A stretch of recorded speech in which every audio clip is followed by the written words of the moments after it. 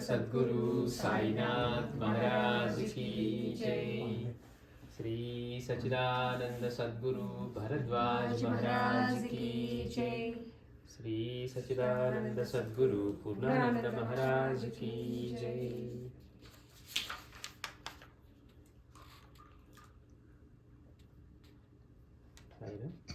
మనం బాబా చెప్పినటువంటి అత్యద్భుతమైన నిగూఢమైన ఆధ్యాత్మికమైన సత్యాలను బోధించే కథలను తెలుసుకుంటూ గత 2 వారాలు 2 కథలు చెప్పుకున్నాం. అవి ఎంతవరకు గుర్తున్నాయో తెలియదు కానీ ఇవాళ 3వ కథలోకి వెళ్తున్నాం.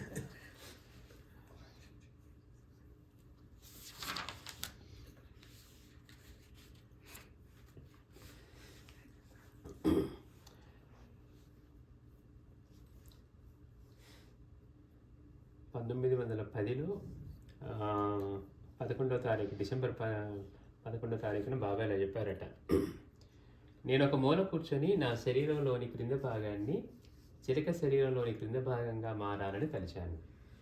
బాబా చెప్తున్నారు, ఆయన ఒక మూల కూర్చున్నారట.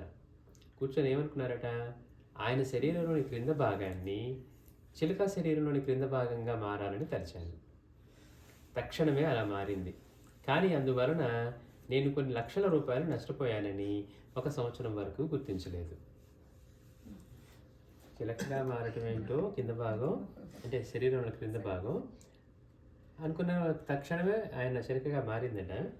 కానీ అందువలన నేను కొన్ని లక్షల రూపాయలు నష్టపోయానని 1 సంవత్సరం తర్వాత వరకు గుర్తించలేదు. తర్వాత ఒక స్తంభం మూలంలో కూర్చున్నాను. ఒకసారి ఒక మూల కూర్చున్నారు. ముందు ఇది అలా అనుకున్నారు, చిలక అడుగు భాగంగా మారారు.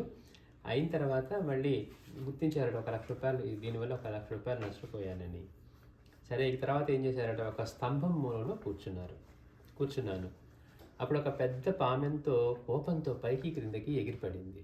ఆయన మూల కూర్చుంటే, ఇది స్తంభం మూల. తర్వాత నేను ఒక చోటుకు వెళ్ళాను. అక్కడి భూస్వామి అక్కడి ఒక తోట వేయమని, దాని గుండా గట్టి కాలిపాటను వేయమని, అలా చేస్తే కానీ పోనివ్వనని పట్టుబట్టాడు. నేను అలానే చేశాను. చూడండి, అసలు ఎంత అద్భుతమైన కథ చెప్తున్నారంటే బాబా. అసలు మన ఊహ కూడా అందదు. బాబా ఇట్లాంటి కథలు చెప్తే మన పరిస్థితి ఏంటి, మనం వినాలంటే మాస్టర్ దయ వల్ల వాటిని అర్థం చేసుకోవడానికి ఆయన అంత వివరంగా చెప్తున్నారు. కానీ ఒక మూల కూర్చొని నా శరీరంలోని క్రింద భాగాన్ని చిలక శరీరంలోని క్రింద భాగంలా మారాలని తలిచాను. తక్షణమే అలా అయింది. కానీ అందువల్ల నేను కొన్ని లక్షల రూపాయలు నష్టపోయానని 1 సంవత్సరం వరకు గుర్తించలేదు. తర్వాత ఒక స్తంభం మూలంలో కూర్చున్నాను. ఒక స్తంభం మూలంలో అప్పుడు ఒక పెద్ద పామెంతో కోపంతో పైకి క్రిందకి ఎగిరిపడింది. తర్వాత నేను ఒక చోటుకు వెళ్ళాను. అక్కడికి వెళ్తే అక్కడ ఉన్న భూస్వామి అక్కడ ఒక తోట వేయమని, దాని గుండా గట్టి కాలిపాటను వేయమని, అలా చేస్తే కానీ పోనివ్వనని పట్టుపట్టాడు. నేను అలానే చేశాను. ఇట్లాంటి కథలు విని వాళ్ళకి ఏం అర్థమయ్యేవో మనకి తెలియదు, కానీ గుర్తు కూడా ఉండేవి కాదట. కాపాడితే కొట్టుకున్నాడు, బాబా ఇవాళ చెప్పారు, ఏం చెప్పారు, బయటికి రాగానే మర్చిపోయేవారట. దానికి మాస్టర్ గారు మనకి వివరణ ఇస్తున్నారు. ఇది ఒక యోగ సాధకుడి కథ. ఇప్పుడు చెప్పినటువంటి కథ ఎవరికి వర్తిస్తుందంటే ఒక యోగ సాధకుడికి. సాయి తన పరంగా చెప్పారు, ఆయన తప్పితే అన్యంగా ఉంటే కదా.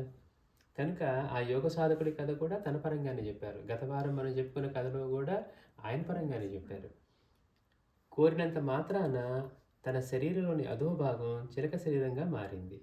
అంటే బాబా ఏం సంకల్పించారట, ముందు కూర్చొని ఒక మూల కూర్చొని తన యొక్క అడుగు భాగం అంటే తన శరీరంలోని క్రింద భాగం చిలక శరీరంలోని క్రింద భాగం లాగా మారాలనుకున్నారు. అంటే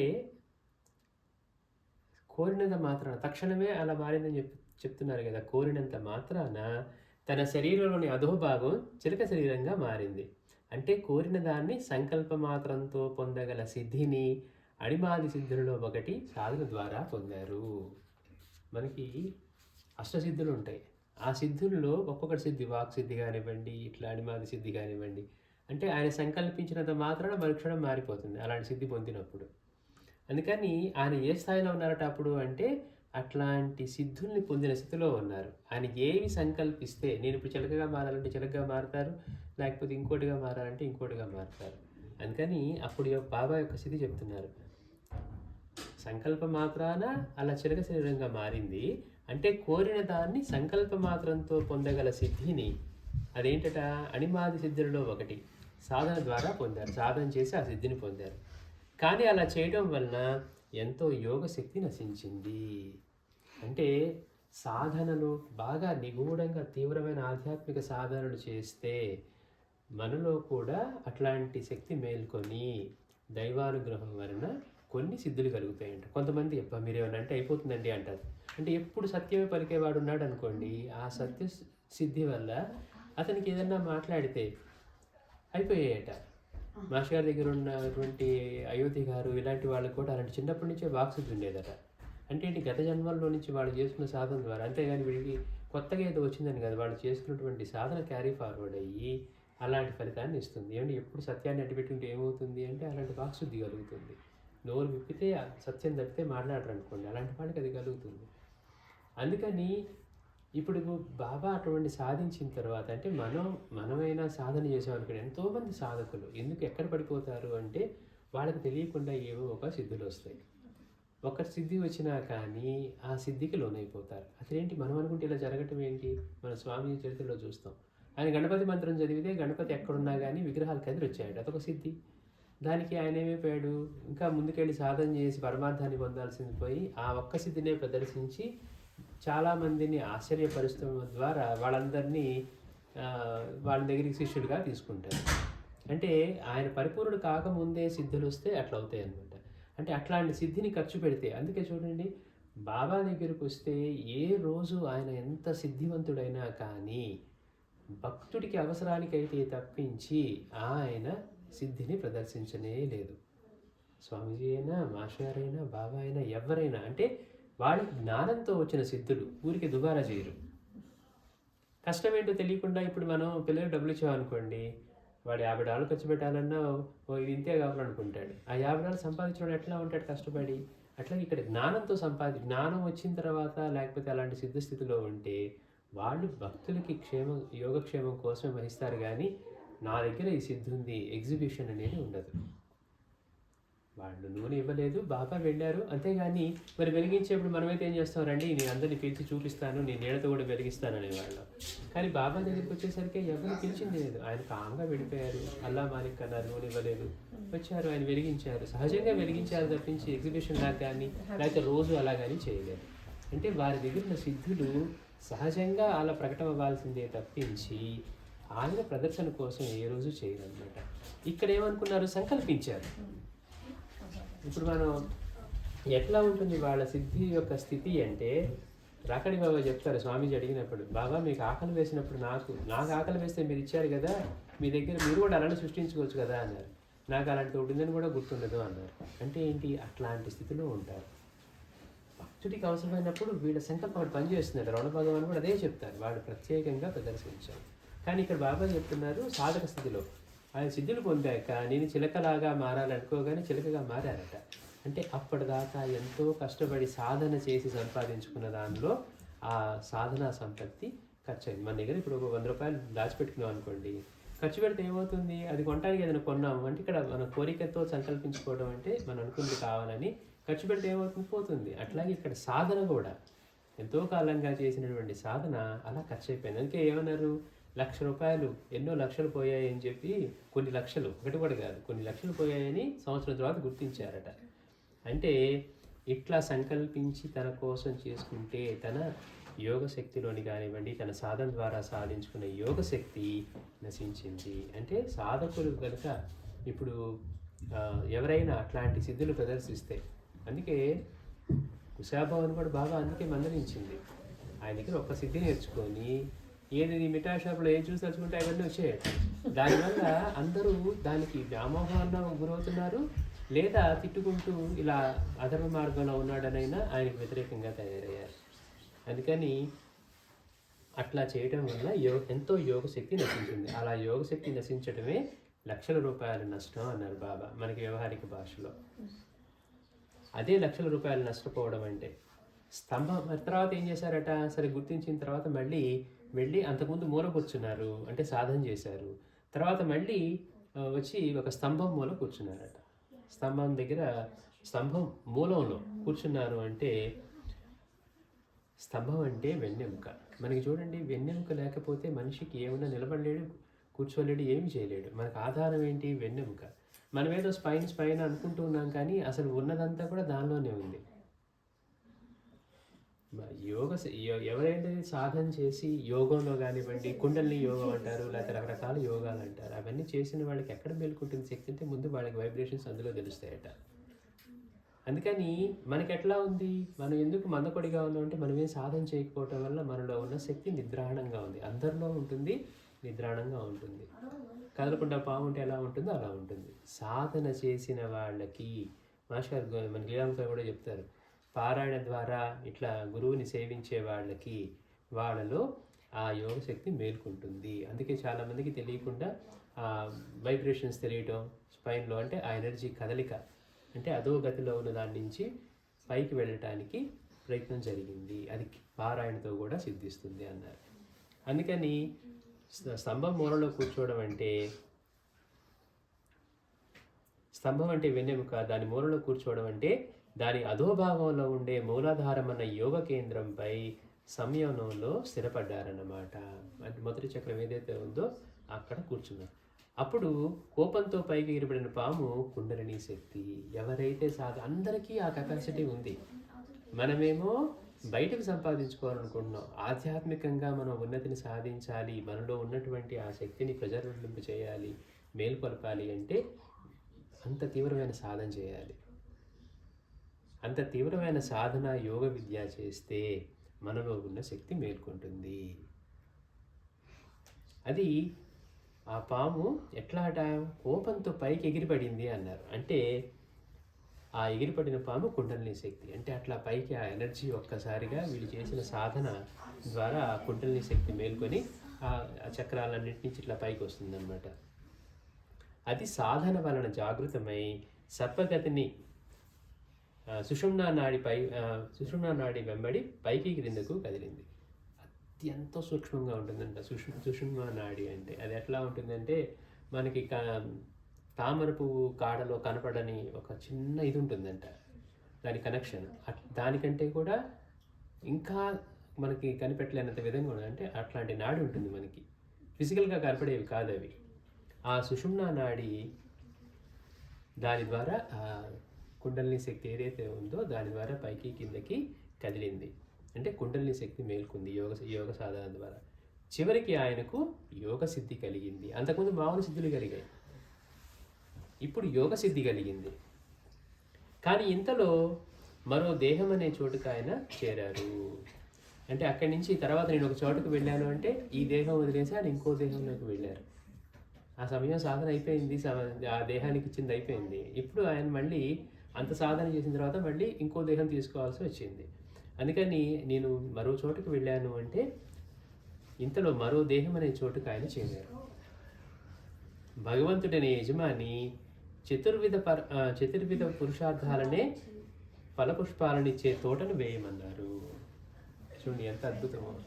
ఒక యజమాని కనపడి ఆయనకి ఏం చెప్పారంటే, ఒక భూస్వామి ఒక తోటను వేయమన్నారట.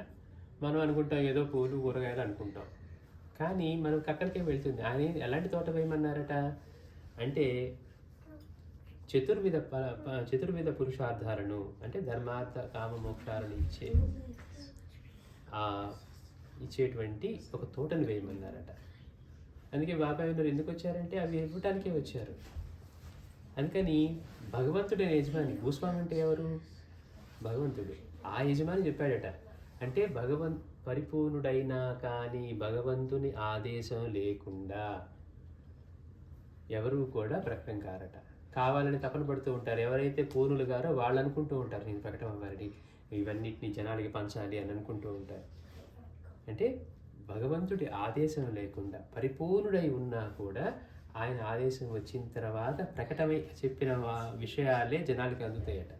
రామకృష్ణ పరమహంస పర్టికులర్గా ఈ మాట చెప్తారు. వేరే వాళ్ళు చేసిన బోధలు ఎందుకంటే మన మనుషుల్లోకి వెళ్ళవు, వాళ్ళు ఏదో ఊతరగొట్టేసినట్టుగా ఉంటుంది. అంటే భగవంతుడి ఆదేశం లేదు. పరిపూర్ణుడైన తర్వాత, అది కూడా భగవంతుడి ఆదేశం వచ్చిన తర్వాత మాత్రమే ఆయన ఆదేశానుసారం సమాజానికి చెప్పాలనుకుంటే వాళ్ళు ఒక్క మాట చెప్పినా పక్కన వాడిలో ఆ విని మార్పు తీసుకొస్తుందట. లేకపోతే ఎన్నిసార్లు మనం నూనె రాసుకొని స్నానం చేసిన ఒక్క బొట్టు నిలవనట్టుగానే వెళ్ళిపోతుందట. అందుకని ఇక్కడ భగవంతుడు ఆదేశించాడు. ఏమాదేశించాడు? అలాంటి ఒక తోటను వేయమన్నట. ఏం తోట అంటే అందరికీ కూడా ధర్మార్థ కామ మోక్షాలను ఇచ్చే మనిషి జన్మ ఎత్తిన తర్వాత సాధించుకోవాల్సినవి ఏమిటి అంటే, మనం అనుకుంటాం తిండి గుడ్డ నీడ అనుకుంటాం. కాదు, అసలు సాధించుకోవాల్సింది ధర్మార్థ కామ మోక్షాలు. తిండి గుడ్డ ఇవి ఎందుకు కావాలి? మనం సర్వైవ్ అవడానికి కావాలి. సాధించుకోవాల్సింది ఏంటి? ధర్మార్థ కామ మోక్షాలు. ధర్మాన్ని పట్టుకొని అర్థాన్ని, కామాన్ని, మోక్షాన్ని సాధించుకోవాలి. ధర్మాన్ని పట్టుకోకుండా మోక్షాన్ని పొందే అవకాశమే లేదన్నారు మహర్షులు. ధర్మం అనేదే మూలం. ధర్మాన్ని పట్టుకుంటేనే సాధ్యం. ధర్మాన్ని పట్టుకొని నడవాలి అంటే గురువుని పట్టుకోకుండా ధర్మం ఆచరణ సాధ్యమే కాదు. నాకు ఇష్టమైతే చేస్తా, లేకపోతే లేదు. ఏది ధర్మం? నాకు ఇష్టమైన ధర్మం అనుకున్నాడు. అందుకని గురువుని ఆశ్రయించి గురువు పట్టుకున్న తర్వాతే ధర్మం సాధ్యమవుతుంది. అందుకని భగవంతుని యజమాని చతుర్విధ పురుషార్థాలనే ఫలపుష్పాలనిచ్చే తోటను వేయమన్నారు. అంటే లోకులకు వాటిని అనుగ్రహించగల సద్గురువుగా ప్రకటమై, అంటే అట్లా బాబా ఆ రోజున ప్రకటమయ్యారు అంటే అర్థమైంది అనమాట. అక్కలకోట స్వామి అదే అనుకుంటారు. ఆయన పుట్టలో పూర్తిగా కప్పివేసి ఉన్నప్పుడు శ్రీగురుడు అలా కొన్ని వందల సంవత్సరాల పాటు తపస్సు చేసిన తర్వాత హిమాలయ ప్రాంతంలో ఒక అడవిలో కట్టెలు కొట్టుకునేవాడు. కట్టెలు కొడుతూ ఉంటే గొడ్డలి తగిలి పుట్ట పగిలిందట. పగిలి అందులో నుంచి రక్తం వస్తే అతను భయపడి ఆ ముందు అది పుట్టని తీస్తే అక్కలకోట స్వామి నవ్వుతూ లేచారట. లేచి మేము భగవంతుడి ఆదేశమైంది, ప్రకటన అవ్వాల్సిన సమయం వచ్చిందని లేచి అప్పుడు ప్రకటమయ్యారట. అంతేగాని నేను మహాత్ముడి, నాకు సిద్ధులు ఉన్నాయి, నేను వెళ్ళిపోతాను, అందరికీ ఇదే ధర్మం చెప్తాను, అట్లా ఉండదు. ఆయన ఆదేశం వచ్చిన తర్వాతే అట్లా. అంటే అప్పుడు ఆ దెబ్బ తగిలి ఆయన లేవటం అనేది ఇప్పుడు నన్ను ఆయన ప్రకటమన్నారు అనే విషయం. అట్లాగా అందుకని లోకులకు అనుగ్రహించగల సద్గురువుగా ఈ చతుర్విధ పురుషార్థాలను ధర్మార్థ కామమోక్షాలను ప్రసాదించగల సద్గురువుగా ప్రకటమని చెప్పి ముందు సాధన దశలో నుంచి మళ్ళీ ఆయన పరిపూర్ణుడై యోగసిద్ధి పొందిన తర్వాత మళ్ళీ ఆ దేహాన్ని వదిలి మళ్ళీ ఇంకో దేహం పొందిన తర్వాత మళ్ళీ ఆయన భగవంతుడు యొక్క ఆదేశం వలన ఆయన ఇదితో. అందుకే చూడండి, చాలామంది మహాత్ములు ఉంటారు ఇప్పుడు భూమి మీద.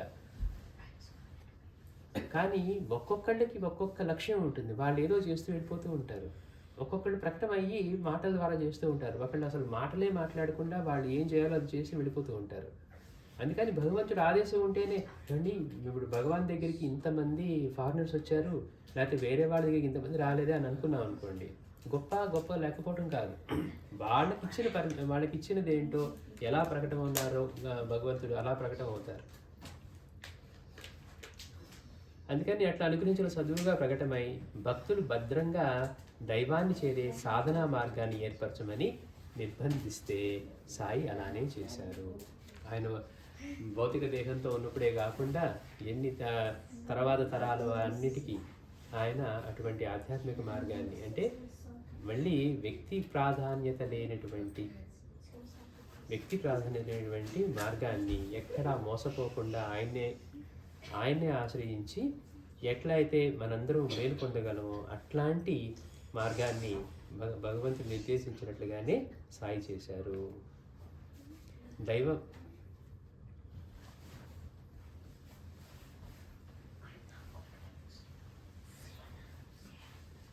దైవం ఆదేశించకనే లోకుల ముందు గురువులను చాటుకోపోవడం గమనార్హం. మాస్టర్ మళ్ళీ దాన్ని చెప్తున్నారు. అంటే భగవంతుడు ఆదేశం ఉంటేనే ఆయన అప్పుడు దాకా గురువుగా ప్రకటన అవ్వకపోవడం అనేది మనం గమనించవలసింది. అంతేగాని నేను 4 గ్రంథాలు చదివానండి, 4 వేదాల్లో పుస్తకాలు చదివానండి, లేకపోతే 4 శ్లోకాలు బైహార్ట్ చేసి నేను అర్థం చెప్పగలనండి కాబట్టి నేను కూడా ప్రవచనం చేస్తానని అన్నాం అనుకోండి. అందుకని మనం గమనించాల్సింది భగవంతుడు యొక్క ఆదేశం లేకుండా అట్లా గురువులని చాటుకోకపోవడం గమనార్హం. భగవంతుడు ఆదేశించాకనే, తన యజమాని ఆదేశించాకనే అన్నారు. అది ఈ అద్భుతమైన కథకి వివరణ ఇచ్చిన మాస్టర్ గారు ఇచ్చిన వివరణ. శ్రీ సచ్చిదానంద సద్గురు సాయినాథ్ మహారాజ్ కీ జై.